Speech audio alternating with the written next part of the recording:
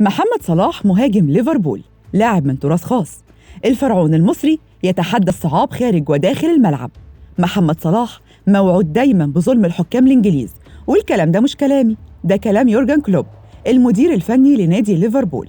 كلوب بيقول: أنا بستغرب إزاي محمد صلاح عنده كل هذه القدرة على التحكم في أعصابه.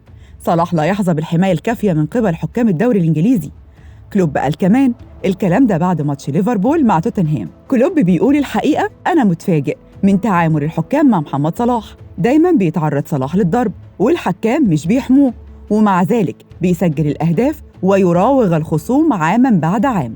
صلاح بيفاجئني في كل مرة بكل هذا الصبر والهدوء. حقاً إنه لاعب استثنائي للغاية. فلو كانت طريقة صلاح في إحراز الأهداف تثير إعجابي، فطريقته في الحفاظ على أعصابه بتثير إعجابي أكتر وأكتر. أما أنا فأفقد أعصابي على الخط عندما أرى مثل هذه التدخلات على لاعب مهم مثل صلاح. كلوب بيقول: أصبحت أشك في حكام الدوري الإنجليزي وأعد صافرتهم للأخطاء التي ترتكب ضد صلاح.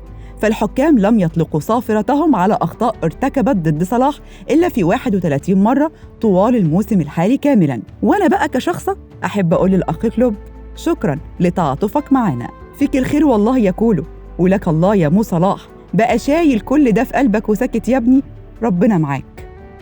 ما تنسوش تشتركوا في قناة مصر اليوم على يوتيوب وتفعلوا زر الجرس علشان يوصل لكم كل الأخبار أول بأول.